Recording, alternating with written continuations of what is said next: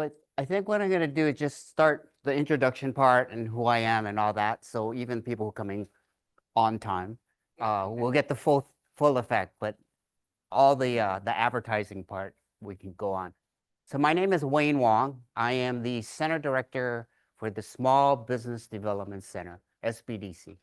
Um, as you know, most of the resource partners, we're just sort of an alphabet soup of all things. And just to kind of highlight who the SBDC is, so we are a federal and state partnership, right? And so what that means for you is that they're footing the bill.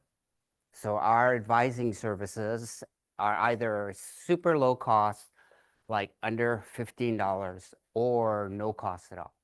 And the thing that, well, I'll tell you a little bit more later.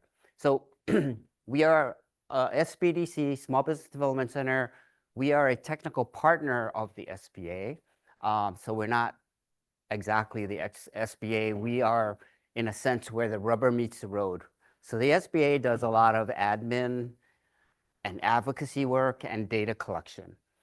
They don't really have advisors. So someone asked, well, you're the Small Business Administration.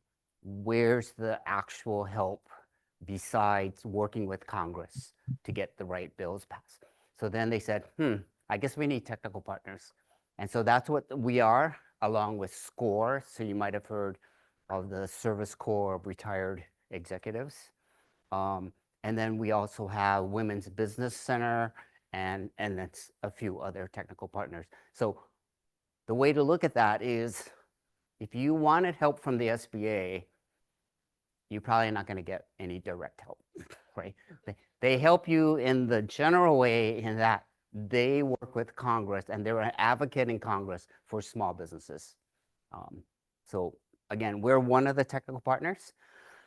We're also a part of this big association of SBDCs.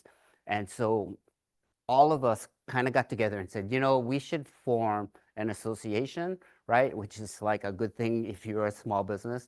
You should try to network and get into whatever associations, because there's safety in numbers, first of all. And then the second thing is, anytime somebody does something great, right? It's that concept of rising tide raises all boats, right? So we're part of a larger network. And the beauty is we have, I think it says 1,000, but we actually have about 1,500 SBDCs now across the country.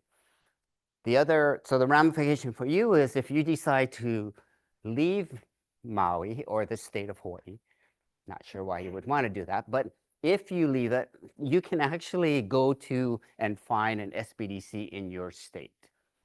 And the same thing happens here. We get people who worked with SBDCs in other states. Now they're relocating here, and so we're more than happy to pick them up.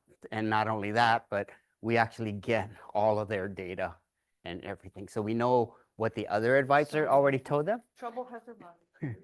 We know what the other advisors have told them, so you don't have to start your story from square one. Yeah. Come on in. Excuse us. No problem. Apologize. Yeah, you're still on time. So in Hawaii, we have 5 centers. Essentially, each county has a center, except the Big Island. The Big Island has 2. So one for the Kona side, one for the Hilo side. And then, so what is it that we do, right? So we are technical assistants. What does that mean? Again, we are the ones that not only can make you aware of programs and different things like that, but we actually can help you understand what the guidance is and, what are the steps. If you're looking for financing, what are the options? And in fact, we'll talk about a little bit about that today.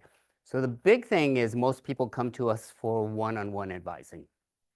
So we have a lot of webinars and things like that, so people like to log in and do those. But the big thing is, you can come in and talk to an advisor one-on-one. It's confidential. We don't pass on your information to anyone, including other agencies. The second thing is that it's essentially no cost to you, right? So the cost is going to be your time, and as you get guidance, actually doing the work, right? But in terms of scheduling with an advisor, you can talk to us as many times as you like, because we cover the whole gamut in terms of the life cycle. So all the way from pre-venture, where I just have this idea, I don't even know if it's a business yet. We're more than happy to talk to you about that. To, okay, I've been in business for a year, I need to scale because I'm barely paying my bills or whatever it is. So all of those kinds of issues. Any kind of pivot that you're doing. So all of a sudden it's like, hey, you know, we need to have another source of income. So what's available? And one of the big ones is going e-commerce, right? So in addition to selling the way you sell now, let's go e-commerce. And if you're going to do e-commerce, what is that all about? How, you know, how do I get started? What pieces do I need? And can I even do it, right? All the way to the end of the life cycle, which is, okay, I've been doing this thing for 40 years. I don't have any kids that want my business. What are my exit strategies, right? Can I sell? Can I just have some sort of succession plan or whatever it is, right? Or just walk away. If I want to walk away, what are the steps for that? Again, no cost, confidential. In Maui alone, our center, we deal with about a new client a day. So we do about 350, 360 clients a year. And those are discrete clients. They're not, we don't count the same person twice because they came in twice. And then we provide training. So again, this is who we are, right? And so now that we're at time, I can introduce you. I'm going to Oh, sorry. Thank you so much. You're so good. That's Thanks, Stacy. Look, I want to read this because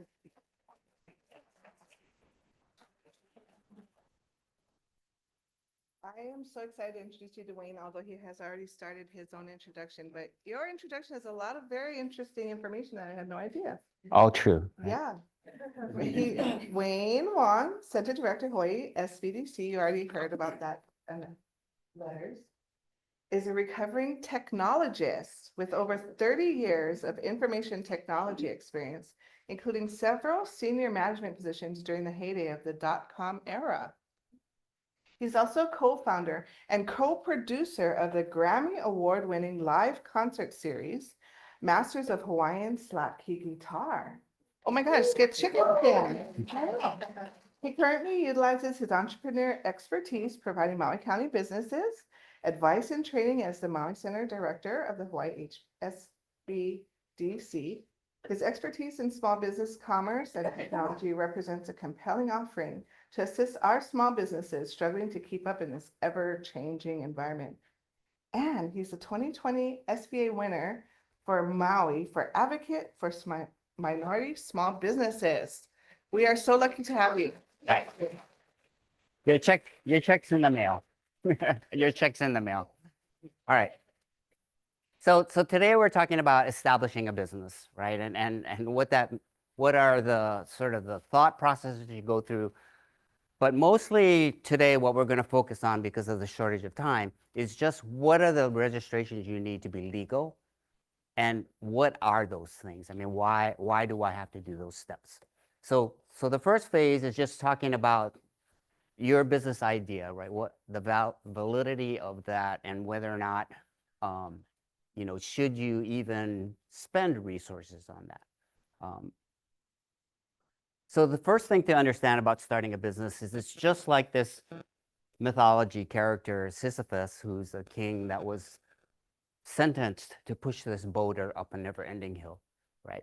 And every time he pushed it up there, taking a lot of effort, but at some point, because it's never ending, he has to rest, and the rock rolls all the way back to the bottom, and he starts all over again. And this goes into eternity. Running a business sometimes feels like that. So you have to sort of understand, planning determines your survival, but there's always going to be something, right? So I like to tell people, make sure that you have that understanding. People come to me and say, yeah, I want to start a business. I don't know what it is, but I want to do it because I'm my own boss. Well, when you're in your business, all of a sudden every customer you have becomes your boss, right? And so if you're getting into it because you think you're going to be your own boss, that's not the right mindset to go into business. The other thing about a business is that people go in because of, I just have a passion for this. And somebody told me a long time ago, if you can find something that you're passionate about, it won't feel like work. And that's true for maybe the first month. Right? So you need a little bit more than passion. And I say, in addition to passion, you need to have this drive to build expertise, right? Because if you build expertise or already have expertise, that's the thing that creates what I call an economic opportunity. People will want to buy and pay you money, right? Which is the big difference about a business. If you are better or meets their needs or some sort of thing, right? So you can't just be passionate about doing it, but nobody cares. You have to be passionate about something, build an expertise that people are saying, hey, this is the best place to get that, so I'm going to pay for that, right? And that's sort of the big turning point between kind of a budding entrepreneur and a successful entrepreneur. It's that creating that economic opportunity. And so one of the first things we always say in the business validity is, what are you solving, right? So there's kind of two questions, and I'll go through like a more complex validity checking just because that's what they teach. But it boils down to clearly understanding, what are you solving? Who are you solving it for? Because not everybody has the same problem. And then the last thing is coming up with a good tagline of why you and not the competition. And competition can be real competition, like another business, but competition can also mean, you know what, I'm not going to bother. I don't need to do that, whatever, right? So you got to answer those three questions. And for me, so we'll go through a whole bunch of the formal steps, but it boils down to that. You have to come up with, what is the problem I'm solving? Who am I solving it for? And why me instead of the alternative? So stepping back a little bit, if you are starting your business or you are interested in being in business, one of the things to know is that you're in really good company. And this is a nationwide phenomena. Actually, it's a worldwide phenomena, but we only have numbers for the nation. And so if you look at this whole chart, right? So there's one big drop in 2019, 2020. And of course, that was COVID. But as soon as COVID was over, it spiked right back up again. So when we look at the COVID numbers, it's interesting to understand who's your company in terms of the state of Hawaii. So these are numbers that kind of indicate that. So the big thing to understand is that when we look at the DCCA registrations, 144,000 small businesses in the state, right? But the more interesting thing maybe is that 77% have 5 or less employees, and in fact 12% have no employees, which shows you, so the SBA has the standards of what determines whether you're a small business or not. It's way above this. Like a small business from the SBA's terms is like less than 100 employees, less than $4 million of sales. This is 74% of our businesses do 100,000 or less, right? So even though you're thinking big, just understand that you can be small and still be a successful, valid small business, right? And you're in really good company. And so Hawaii, we say we have micro businesses. We don't just have small businesses, we have micro businesses. So if you're starting out and you're a one person, and maybe it's going to be 2-3 years that you stay a one person, you're in really good company. So again, going back to growth, pre-COVID, there were over 16,000 new applications a year. 16,000 in Hawaii, right? And then updating that number in 2023, post-COVID, now it's about 19,000 a month. So when you go in and you log into the DCCA and you register, if you look by month, there are 1,600 other people logging into the DCCA, creating a business, right? So there's a lot. That said, the thing you have to be aware about is doing a small business is super, super risky, right? Essentially, we're looking at about 20% of the companies that start out, they don't make it their first year, right? That's 1/3 of the businesses. When you start looking out 5 years, and the two different numbers I show here, one is Hawaii's numbers, one is the US numbers, and you can see they're super, super simple. I mean, similar, right? So again, at year 5, half the businesses don't make it. And then when you go all the way out to year 10, the preponderance of businesses, right, 66% have gone under. So that just leaves 34% of the people 10 years ago, right? So one of the interesting facts behind these numbers is, I mean, remember, SBA is really good about collecting data. That's like what they really do well. The number one cause of the 66% failures is that the term that they use is lack of capital. Lack of capital is a business speak for they ran out of money. So what that meant was the money that they generated as a profit did not keep up with their expenses, right? And there's two things that should point you towards. One is you should do business planning. And when, you know, people tend to think, well, if I go to the bank or I go to an investor, they're going to ask for a business plan. A business plan is more than an exercise just to meet the needs of, you know, the financial people, right? And in fact, what's interesting is that now if you try to rent commercial space, they're so tired of having to re-rent that space a year later that they now ask you, in addition to your financials, they want to see a business plan. The dirty secret is they don't read it because it's too much for them to, and they don't want to read.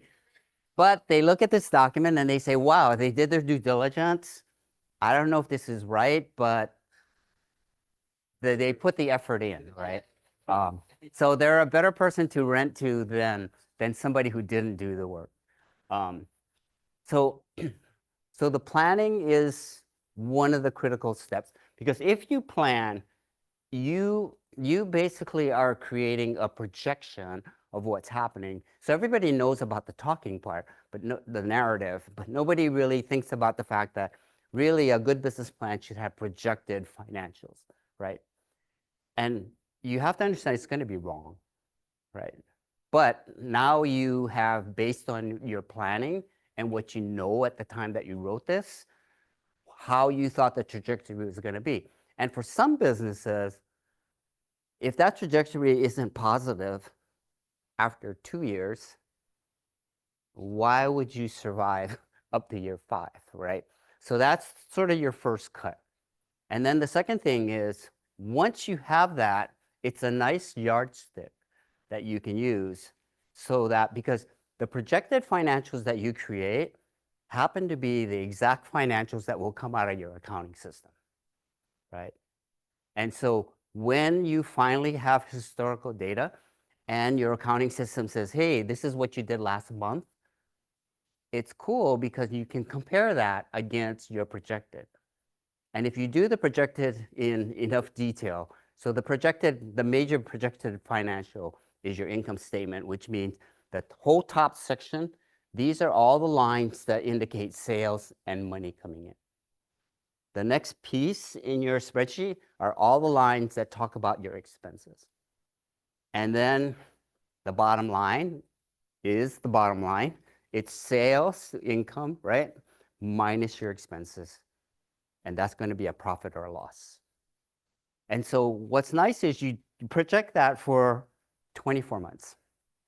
And then the good thing is when your historicals come out, you can compare that against what you thought was going to happen, right? And here's the really nice thing about that. It's that now you don't have to wonder where things went awry, or you don't have to wonder where things really happened much better than you expected.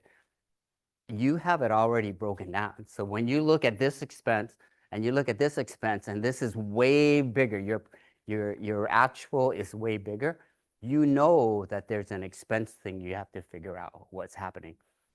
And then if you look at something conversely and it says, wow, we performed way better than our projection, then you can look at that component and say, hey, we got to do more of that, right? So think of the business plan as sort of your due diligence so that it sort of gives you a go or no go. But after that, the business plan is really good for you fine tuning how to get up and past your projection, right? So that's the real power of what this is all about. So this is the more formalized way to do your idea validation, right? I gave you the quick and simple, what are you solving? Who are you solving it for? And then, it's how are you different? When you go to business school and you talk about business idea validation, they're basically saying, start with value proposition. And value proposition is business speak for what is the problem you're solving? What is the value that you're proposing out there? Whether it's a product or a service, what are you solving? And then target customer, right? Who are you selling this to? Because again, if you have a product that everybody wants, that's like super easy to deal with. But if you have a product that maybe only a small sector wants, some like computer geeks or gaming audience or something like that, that you have to take down your numbers. And when you go to proof of concept, which is the next thing, that's when you start to figure out, hey, everything was in my head, now I'm going to ask people. And that's what proof of concept is. You literally are surveying, or you probably heard of focus groups, right? So focus groups are where companies bring in a group of people that fit the demographic of your target audience, and they say, hey, try this, and then tell us what you think. And then they can also say, so would you pay for this? And how can you make it better or whatever? And that will kind of tell you whether or not you end up in the last quadrant, which is, are you a niche product, meaning you're going to have a small audience, but if it's high enough value, it's still worth doing, right? But it also means that your mandate is that you better have high pricing because you're not going to sell very many of them. So you're kind of forced to do higher pricing, as opposed to if you have a lot of customers, a lot of people that are going to want it, that's called a commodity. So the opposite of niche is commodity. Commodity means everybody wants it, but even more so, it's probably you have a lot of competitors out there. So a real good example of a commodity is all the products that are in a service station's convenience store. You go in there and almost you don't even recognize the brands, but candy bar is a candy bar, beer is beer, and so on and so forth, right? So that's what this whole business idea validation is. Not only determining do you have a valid business, but getting down to the products and trying to determine the demand and trying to determine how you would price this. And once you get to the black quadrant, you go back up to the first one and you say, so let's reassess. Maybe my value proposition is slightly different. And the idea is to keep iterating around this circle until you get the same answers all the time. So business planning, and here's the difference between a business plan and business planning, right? So we propose that you should always do business planning. Whether or not you have an output document called a business plan is dependent upon your need, right? Your need to communicate it, your need to understand and do it. So that's why a lot of times if you go to a bank, they're the ones that are saying we need a business plan and a traditional one, which is your full documentation and so on. But even if you aren't going for financing, you still need to business plan, because what's the number one cause for failure? You run out of capital. And business planning is how you can determine what that's going to be, right? So we have a quote here from past president and General Dwight Eisenhower, basically saying plans are worthless, but planning is everything, right? And if you want a more terse quote, Mike Tyson says, my battle plan goes out the window the first time I get hit in the face, right? So, so I've listed like 7 critical reasons for a business plan. These are, again, just what we talked about, but put into a bullet point, so to speak. And by the way, I will give you a URL where you can get a copy of these slides, right? So talking about the output document called the business plan, just understand that depending on your audience, there are business plans that are actually very concise and very easy to do. And if you're not going to go to a financial person, like if your leasing agent says, I need a business plan, in a way, they don't really want to see that 12 to 20 page plan, which is the traditional plan, right? If you go to a bank, if you go to an investor, interestingly, sometimes if you even go to friends and family and they're smart about money, they will ask you for a business plan, right? But if you are only worried about the planning, then there are what's called lean startup plans. And these are like single page business plans. And it's all bullet points. You don't have to write them all out, because it's not for an audience, it's really for you. Or it's for like a friend and a family, like maybe it's your father-in-law who he wants to help you out, but he's not going to just throw money away, right? So he wants to know that you have a plan. So just understand that when we talk about even the output document called a business plan, you have options in terms of what you do. So people ask us, can I just get a template? You can, but again, I don't know how much a template really helps you other than defining. So there's kind of like 9 sections. Even in the lean plan and the traditional plan, there's really 9 sections. So if you define those 9 things, you're good to go. In a lean plan, you just define it by bullets. In a traditional plan, you're writing paragraphs and paragraphs for each of those sections, right? That's kind of the difference. The one thing that is the same, whether you do the lean or the traditional, is what I was talking about in terms of projected financials, right? And so the traditional ones are cash flow. And a cash flow is really an estimate by month of what your checkbook register looks like. So you just record all money coming in, all money going out, and then you rearrange it into categories. And so you have a starting balance, you have an ending balance. And hopefully, as you go through the months, that ending balance never gets to 0. So that's cash flow. So, and then there's the profit and loss. And the profit and loss is what I was telling you about. You have sales on the top, expenses in the middle. Sales minus expenses is profit or loss, right? The numbers are the same between the two. So what's the difference? The difference is your cash flow is only cash, right?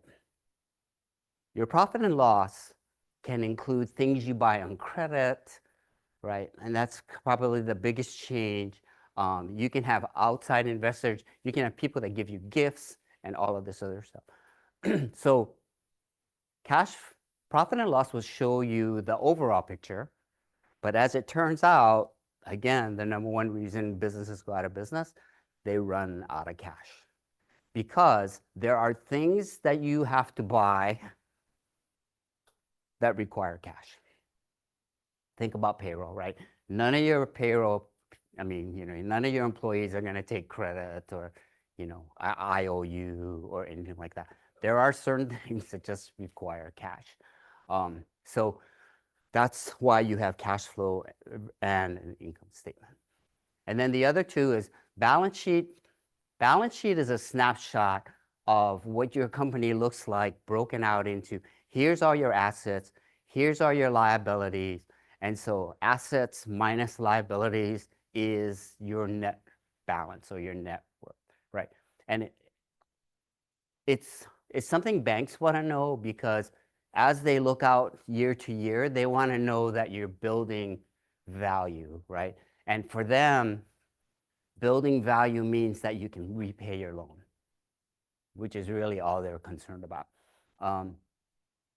So balance sheet sometimes is not asked for because people understand that in a sense you don't kind of care about that other than to say, yes, every year our company is becoming more valuable, right? So that's all the balance sheet is. A balance sheet is a snapshot at some point in time, usually like December 31st. How is this December 31st different than the next year's December 31st? And what you're hoping to see is liabilities stay the same, but assets grow, right? And then the last thing is if you're asking for financing, which means you have an ask, an amount in your mind, and that's important because some people just go to the bank and say, I just need money, however much you want to give me. And the first thing the banker's going to say is, well, if you don't know how much you need, I don't really have a lot of faith that you're going to be able to pay it back, right? And so again, it's nice to have a spending plan that lists out everything in your ask and it totals up to your ask. And the reason why they ask for the spending plan is this thinking, which I think actually is really true, is that if you don't know how that money is going to be spent, because when they give you a loan, you get the whole amount on day one. And so do you have the discipline? Maybe it's to cover 6 months of expenses. Do you have the discipline to pay it out over 6 months? Or the first day you're like, woo, we got the money, let's go to dinner, or, which happens. And then by year 3 or month 3, you're like, hey, we ran out of money already. Well, how did that happen? So bankers have seen that happen a lot. So they will always ask, if you go for funding, and investors the same way, if you go for funding, they want to know that you know how you're going to spend that.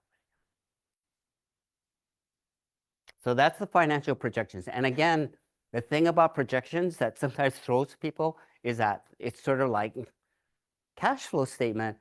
I don't have any cash flow yet, and so just understand that unfortunately they use the same name for those spreadsheets. But your projections in your plan are your projections. What comes out of your accounting system is historical. And you will match them up when it happens, but it throws a lot of people when they're told, hey, I don't know how you expect me to give you a balance sheet or a thing when there's nothing in my accounting system yet. And that's the thing. It's an unfortunate use of the same names. And really what they mean is the same formats. But what you do in your business plan is your projection, right? Your prediction of how things are going to work. What comes out of your accounting system, same name, but it's all historical. It is what really happened. And that's why I'm saying one of the powers of doing the planning is that when your first historical comes out, you can compare it to what you thought was going to happen. And that will say, if it's exactly the same, you don't even have to worry about that because it's going exactly as you thought. But when it's above or when it's below, that tells you I need to fine tune what I'm doing because look, it's different than what I thought was going to happen, right? So financing. So this is the thing where many people feel that they need financial assistance to get started. And this is really tough because most banks feel that anybody who hasn't been in business for 24 months is not a good risk, right? It's a little bit sad because there are people with really good business plans, well thought out, really great ideas, and they just need a leg up. But commercial banks are not where that's going to happen. So the question is, so just in general, where do entrepreneurs get their money?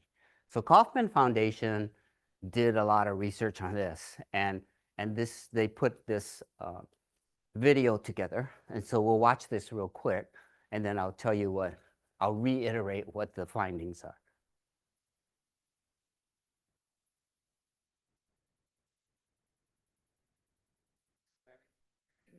Yeah, so we're not hearing the sound. So I'll tell you what he's saying. So most businesses want to have every penny that they earn, right? And so when you're looking at financing options, right, the question is, do I go to a bank or do I go to an investor?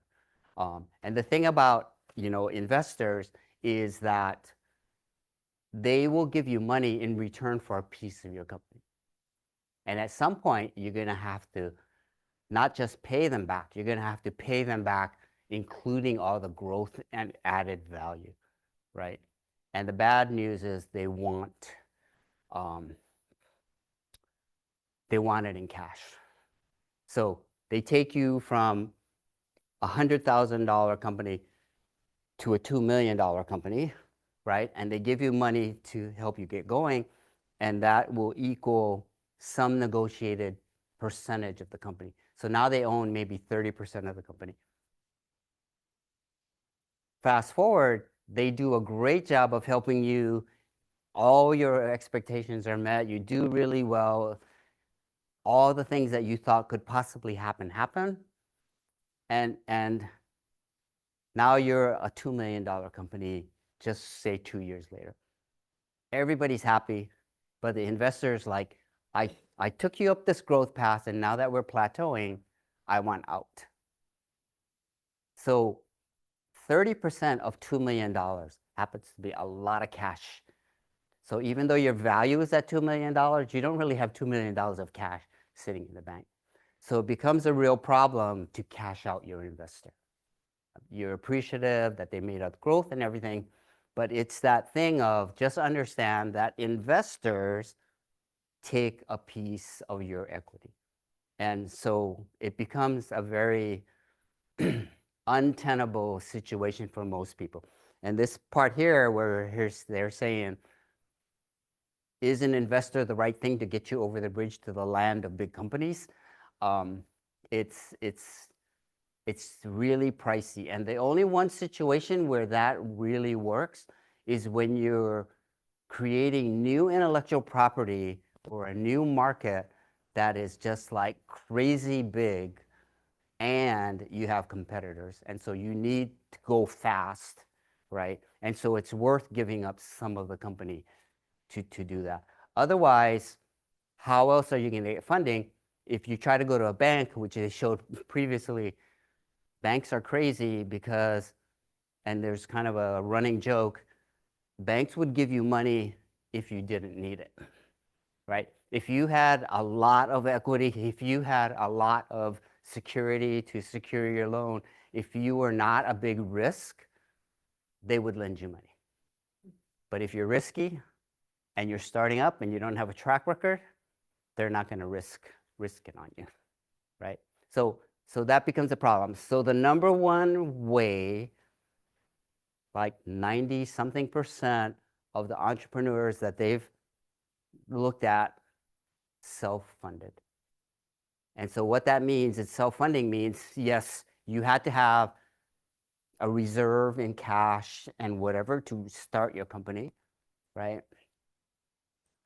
And interestingly, self-funding also means the money came from friends and family, where they just want to give you a leg up so they don't look at your numbers or things like that.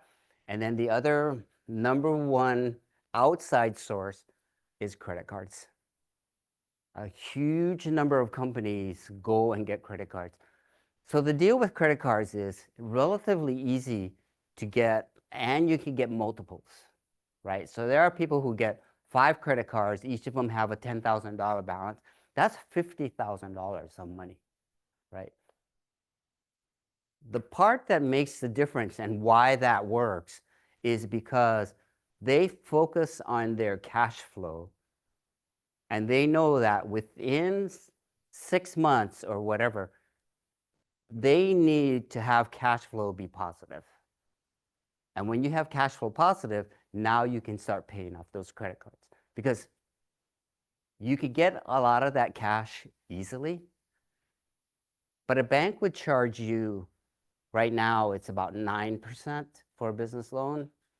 Credit cards would charge you, and you've all seen your credit card statement, I mean, 18 to 25 to 30% interest. So great that you got the money right away, but you got to really put that money to work and get into the positive cash flow, and you can start paying down. And even if you have a super high interest rate, if you pay it down right away, it doesn't really affect you very much, right? If you choose not to pay it, or you get into this habit of, I'm just going to pay interest only, it kills you, you know. And in addition to credit cards, now there are financial tech companies called fintechs, who specialize in giving you credit just like a credit card. So they call it a line of credit, or they give you money literally on your signature. The downside is the interest they charge. And one of the biggest offenders is American Express. So if you get an American Express card, or if somehow you get on their mailing list, all of a sudden you'll get these ads that'll come to you saying, you know what? You qualify for $30,000 cash on a signature. And so it's like, and you can get the money like in 24 hours, right? So it's like, cool, sign it, fax it back, and in 24 hours, $30,000 shows up. What you also agreed to is like a 30% interest rate. But it's even worse than that, because it's 30% per week, right? And you have to make payments every week. So all in all, so I actually have a customer here in Kahului. They did that. They got $100,000, and they thought, oh, well, you know, we can kind of make it up.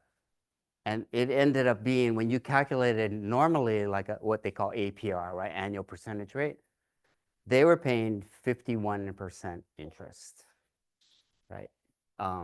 Because they got into this habit of, I'm just going to pay interest, but it just multiplied like crazy. And so, so in the end, we were able to basically go to a bank and tell them, hey,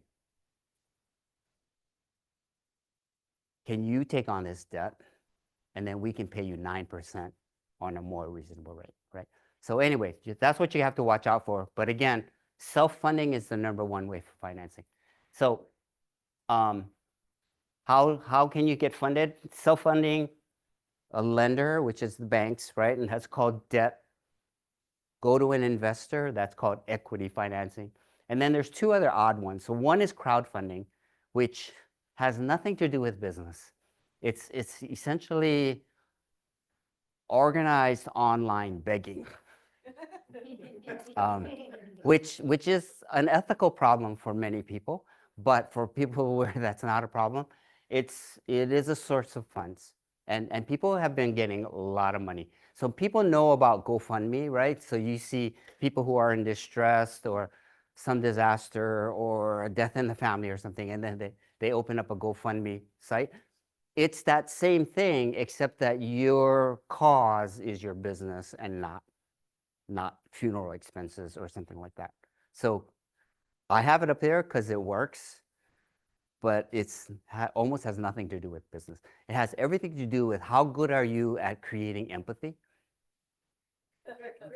I, um, but I mean, I have a client, these two girls, they created a company, they needed money, they went crowdfunding. Yeah, they got funded for like the first 2 years of stuff, right? And then the last one is the most common question: where can I get a grant, right? Because the concept is somebody's going to give you money and you don't have to pay it back. How great is that? The problem is, who's going to give you money so that you can be successful and make money, right? And the general answer is, when people look at grants, 95% of the grants out there are philanthropic grants. They never fund for-profits, right? Where there are grants are going to be some specialized ones that are either government funded or some sort of organization funded. So there's a group called Found Her, and they are looking to give and they're small, like $5,000 grants in order to just help startups, especially people who are socially and economically disadvantaged. The government has grants. If you go to grants.gov, you can find out about government grants. And governments give grants because they want to encourage a certain kind of behavior.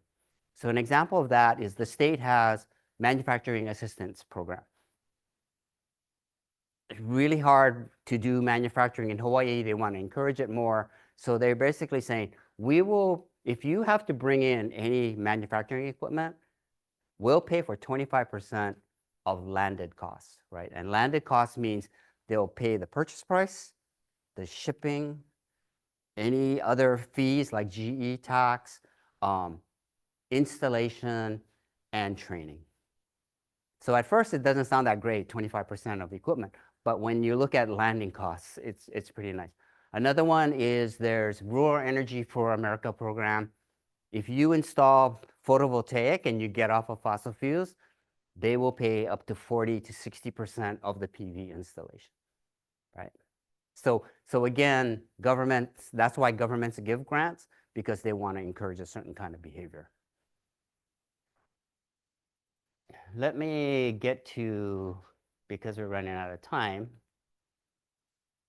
So establishing the business, right? What are the legal things you got to do? And the biggest issue is that what are you really looking for? And what you're looking for is to get this.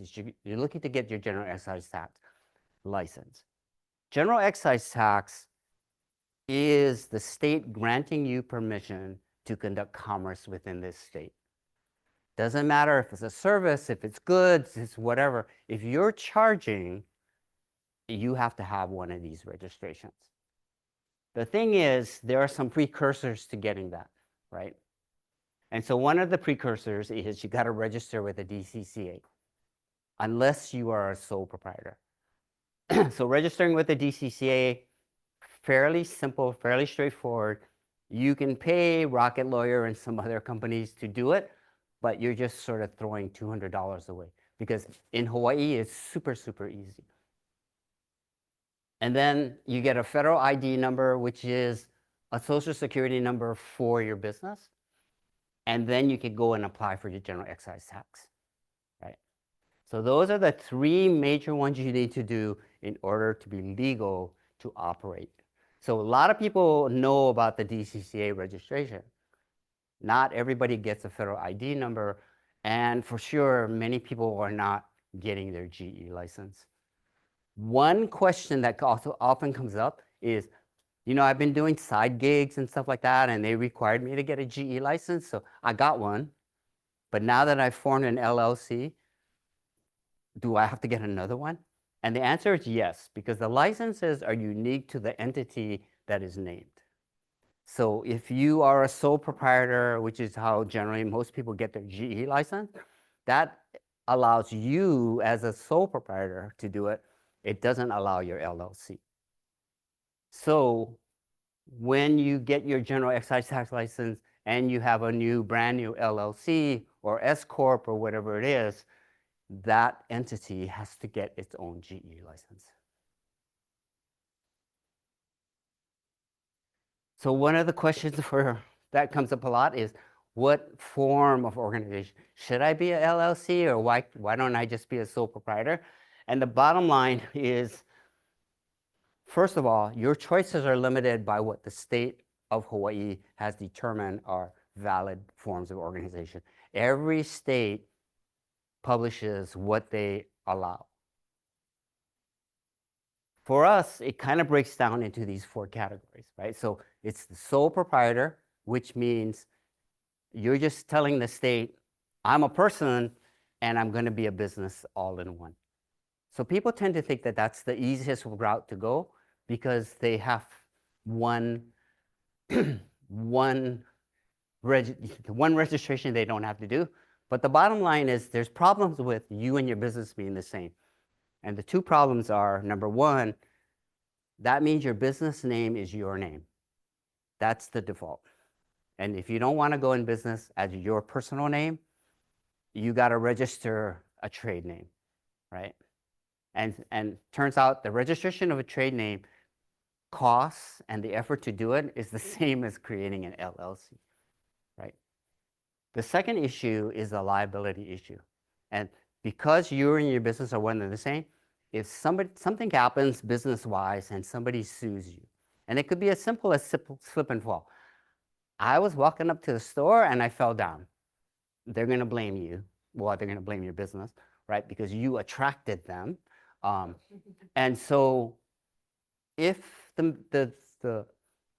final ruling comes out negative and you have fines to pay, like maybe you got to pay their medical bills and things like that, if the business doesn't have the assets, they go for your person.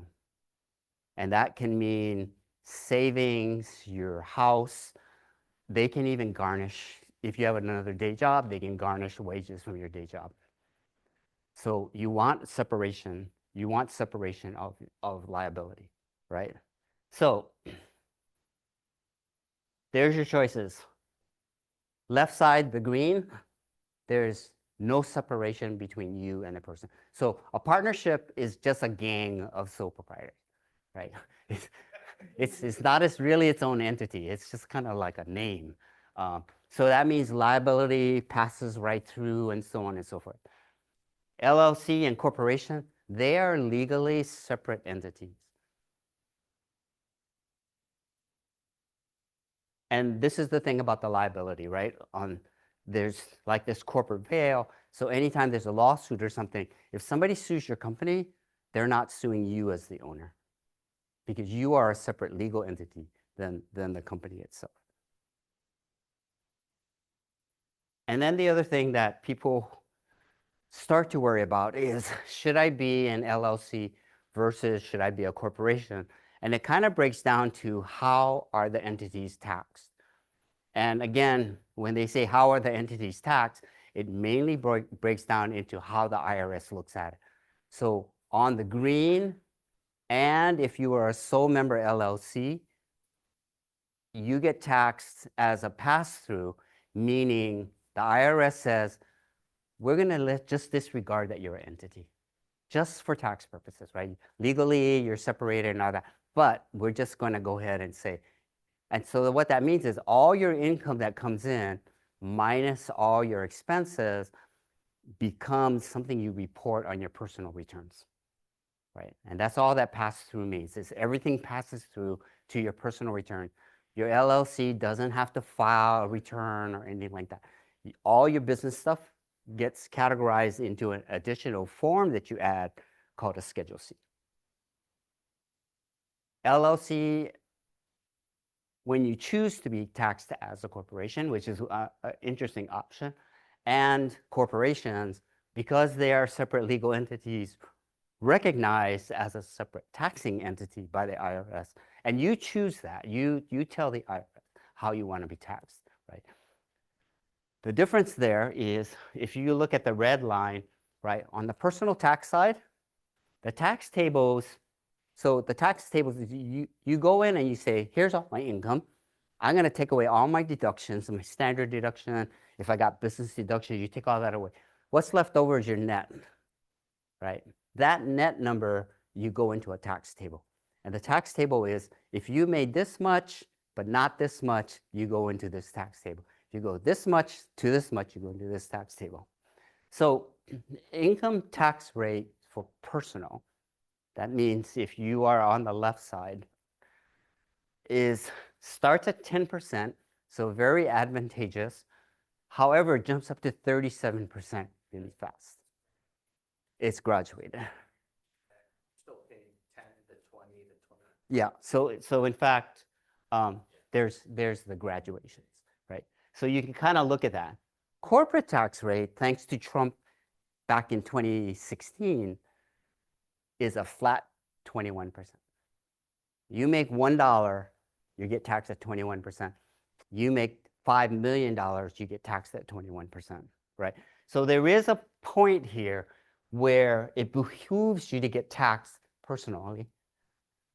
But at the point that you reach the bottom threshold, which 48,000 for single, 97,000 for married.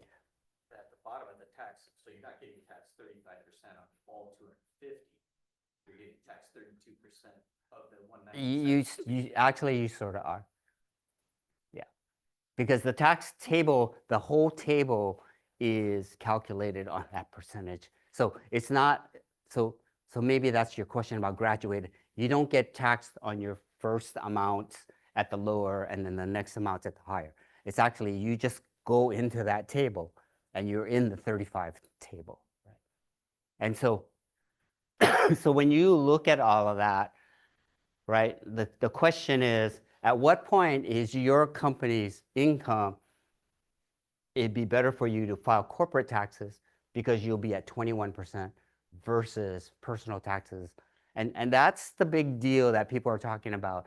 Hey, I need to be like an S Corp or whatever. But the interesting thing, and if you look at why the line goes through the LLC, IRS has this interesting thing just for LLCs. And that is when you get your EIN for your LLC, they will ask you, how do you want to be taxed? And so your choices are, I want to be taxed as a sole proprietor, or I want to be taxed as a partnership, which is the same thing as a sole proprietor, just a gang of you, or you want to get taxed as a corporate. And the beauty is for LLCs is that, let's see if I have a slide. Yeah, so the beauty is you can change, right? And so there's a form, a simple form you fill out. It's not even asking permission, it's just telling the IRS that I want to now be taxed as a corporate. So a lot of people start as an LLC. They take the easy route. They're not making much money at first. I'm going to be taxed personally. But at the point that their bookkeeper says, hey, you'd be better off getting corporate taxed, unfortunately, the recommendation is you should convert to be an S Corp, which isn't hard. It's just a lot of registration. And basically my answer is, if you're an LLC, you just file the election. And now you're telling the IRS, I want to be taxed as a corporation. Not become a corporation, but taxed as a corporation, right? So LLCs are really, really pretty cool. Sorry to interrupt, but we have lunch next, so we don't want to. Yeah. For lunch. So let's see here. So the other thing is, the other things you have to do after you do your registrations, right? And these are the ones you're looking at, is that you're going to need to set up a bank account, especially if you're doing another entity like an LLC, right? You can't cash checks made out to the LLC into your personal account. And from a process perspective anyway, you do want that separation. You don't want to commingle your funds anyway. But from a legality, the banks will require you to have a separate bank account. And then you need to get business liability insurance. You get insurance for almost everything, but one of the mandatory ones is going to get business liability insurance. And the reason for that is that, again, to handle the slip and fall. But the other one is if you ever vend on a venue that's not yours. So think about swap meets, farmers markets, trade fairs, whatever, Maui County business, county fair. The venue owner will always ask that they get added to your account as an additional insured for the days that you're on. So if you're thinking that, well, I'm going to start out by also selling at the swap meet, or I'm going to do a pop-up in somebody else's venue, the landlord is always going to ask you for additional insured certificates. And it comes with every business liability. And then the last one is you got to do record keeping. You got to keep track of the money coming in, the money going out, right? And in an easy way. You may not want a full-blown accounting system to start with, but at least get good in Excel so that you know what's going in and going out. And that will help you do your taxes too, right? And that's basically the setup, right? So again, what do you have to do to think about it? And then what are the steps in order to be legal?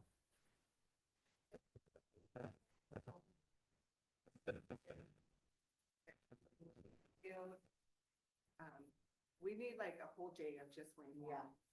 Agreed. Agreed. Entire college instead of- Let's do this, truly, yeah. So thank you for that, but I'm sorry, we don't really have time for questions. But here's my contact information, right? And again, no question to them to ask, right? The business side of running a business is all about a whole different language. It's actually not hard concepts. It's just explained differently with different terms, right?